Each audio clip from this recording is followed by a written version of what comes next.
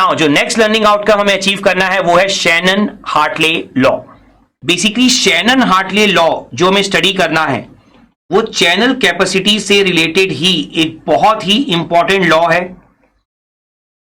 जो channel capacity जो हमने पढ़ी है C should be greater than equal to R, तो उसी से रिलेटेड एक इंपॉर्टेंट लॉ होता है शैनन हार्टले लॉ। तो शैनन हार्टले लॉ में क्या बोला गया आपको कि जो चैनल कैपेसिटी है उसका फॉर्मूला दिया गया है यहां पर, ये होनी चाहिए at least B log to 1 plus S by N.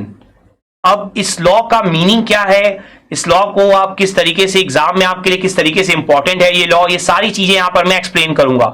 और इस लॉ का यूज करके आप किस तरह से डिफरेंट केसेस के लिए सिचुएशन डिराइव कर सकते हैं वो भी यहां पर मैं आपको कंप्लीटली एक्सप्लेन करूंगा। तो सबसे पहले हम सारे टर्म्स को समझ लेते हैं। तो सी तो हम ऑलरेडी डिस्कस कर चुके हैं, चैनल कैपेसिटी होती है। बी क्या होता है आपका, बी होता है आपका channel bandwidth.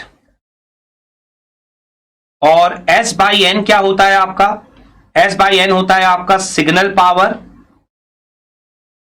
Divided by noise power.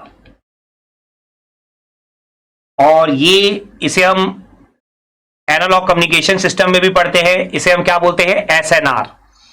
ठीक है, तो एस बाई एन को आप क्या बोल सकते हैं, signal to noise ratio means SNR. तो ये एसएनआर एक्चुअल में कौन सा एसएनआर है, इसकी एक और इंफॉर्मेशन मैं आपको दे देता हूं। ये एसएनआर है at the output of the channel, मतलब चैनल का बिल्कुल लास्ट वाला एसएनआर है ये, आउटपुट ऑफ द चैनल मतलब रिसीवर का क्या हो जाएगा, इनपुट हो जाएगा। मतलब बेसिकली अगर आप लिखना चाहें इसे ब्रैकेट में तो इसे आप क्या लिख सकते हैं, एसएनआर इनपुट। ठीक है, ये ब्रैकेट आप तब समझ पाएंगे जब आप अगर आपने एनालॉग कम्युनिकेशन सिस्टम में नॉइज वाला कंसेप्ट स्टडी कर लिया होगा। वहां पर हम एसएनआर इनपुट शो करते थे, signal to noise ratio at the input of the receiver, और उसकी रिक्वायरमेंट हमें यहां पर भी होगी उस कंसेप्ट की।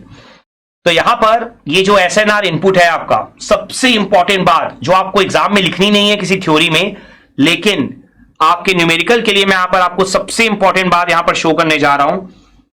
इसे आप चाहें तो ब्रैकेट में लिख लीजिए। सबसे इंपॉर्टेंट बात यह है कि SNR is not in dB. इसका एक रीजन है बहुत बड़ा ये बताने का, मैं अभी आपको एक एग्जांपल दूंगा जिससे आप समझ जाएंगे कि वो रीजन क्या है, मैं क्यों इस पॉइंट को हाईलाइट कर रहा हूं कि SNR is not in dB. तो यहां पर मैं सबसे पहले आपको एग्जांपल ही दे देता हूं।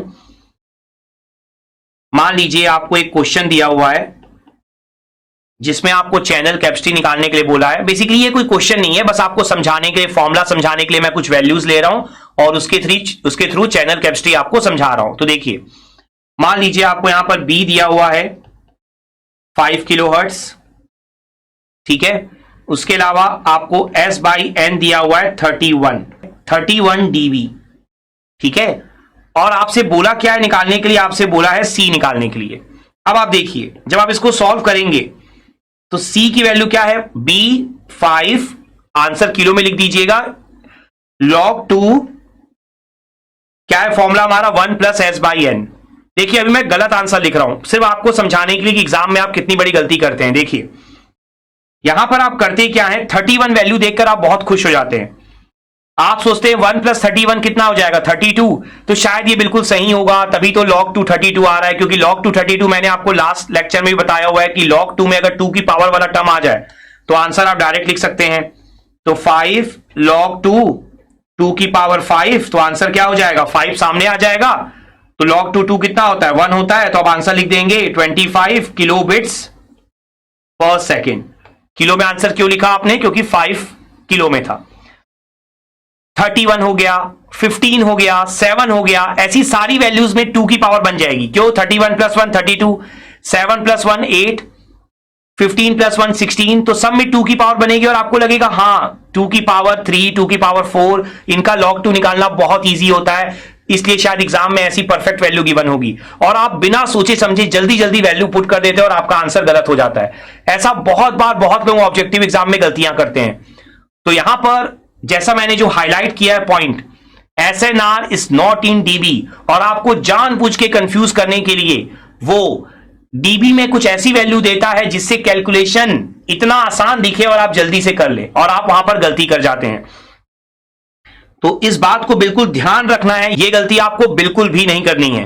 तो यहां पर सबसे पहले आप क्या करेंगे, सबसे पहले आप S बाई एन को नॉर्मल फॉर्म में कन्वर्ट करेंगे, उसके बाद वैल्यू लिखेंगे, क्योंकि SNR is not in dB है, ध्यान रखिएगा। तो यहां पर हमने डीबी का कंसेप्ट पढ़ा हुआ है एनालॉग कम्युनिकेशन सिस्टम में, मैं दोबारा आपको यहां पर रिपीट कर रहा हूं। तो देखिए, किसी भी की डीबी अगर आपको निकालनी हो, तो जब भी आपको पावर, सपोज करिए पावर P है, उसको अगर आपको इन डीबी लिखना है तो आप क्या लिखेंगे, P इन डीबी, आप लिखेंगे 10 log 10 P, ठीक है। तो P इन डीबी का फॉर्मूला यही होता है 10 log 10 P। तो यहां पर आपको ऑलरेडी डीबी में दिया हुआ है, मतलब यहां पर जो S बाई एन है वो किसमें दिया हुआ है, आपको इन डीबी दिया हुआ है, आपको नॉर्मल फॉर्म में लिखना है, ठीक है। तो एक्चुअल में आपको क्या दिया हुआ है, S by N in dB, उसकी वैल्यू कितनी दी है, 31 डीबी। तो ये क्या लिख सकते हैं आप, जब P इन डीबी लिखते हैं तो क्या लिखते हैं, 10 log 10 P। P क्या था, नॉर्मल फॉर्म, तो यहां पर आप क्या लिखेंगे, 10 log 10 S बाई एन, जहां पर अब S बाई एन किस फॉर्म में है, नॉर्मल फॉर्म में है। तो यहां पर अब 10 log 10 S बाई एन की वैल्यू कितनी है, 31। तो log 10 S बाई एन की वैल्यू कितनी हो जाएगी हमारी, 3.1। तो यहां से जब आप log 10 को रिमूव करेंगे तो S बाई एन की वैल्यू कितनी हो जाएगी, 10 की पावर 3.1। तो इसे अब हम कैलकुलेटर से कैलकुलेट कर लेते हैं। तो ये वैल्यू हमारी आ रही है 1258.92, ठीक है। तो 1258.92 आपकी ये वैल्यू आ रही है S बाई एन की।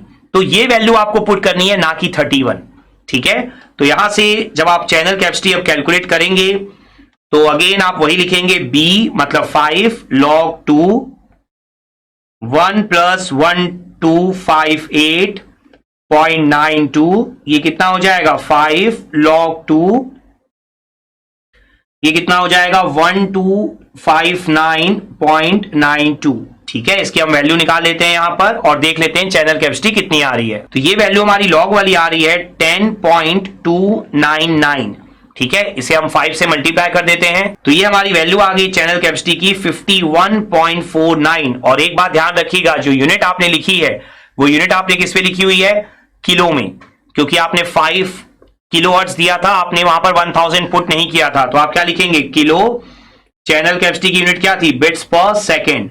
और जैसा मैंने आपको जब इंफॉर्मेशन थ्योरी शुरू किया था तब भी आपको समझाया था, जब हमने बिट रेट निकाला था, कि जब भी किलो बिट्स पर सेकंड लिखा हो या मेगा बिट्स पर सेकंड लिखा हो, तो एग्जाम में जो यूनिट लिखता है वो इस तरीके से लिखता है, देखिए KBPS, किलो बिट्स पर सेकंड, ठीक है। तो ये शॉर्ट फॉर्म में आप यूनिट हमेशा शो करिए। तो इस तरीके से आप यहां पर चैनल कैपेसिटी कैलकुलेट कर सकते हैं। तो यहां पर चैनल कैपेसिटी का जो हमने फॉर्मूला देखा, चैनल कैपेसिटी का जो कंसेप्ट पढ़ा और जो साथ में एक न्यूमेरिकल देखा और उसमें एक इंपॉर्टेंट पॉइंट डिस्कस किया, आई होप आपको ये सारी चीजें यहां पर बहुत अच्छे से क्लियर हो गई होंगी। आई होप ये जो सेकंड लर्निंग आउटकम है, शैनन हार्टले लॉ, ये भी आपने यहां पर अचीव कर लिया होगा। Let's have a quick knowledge check.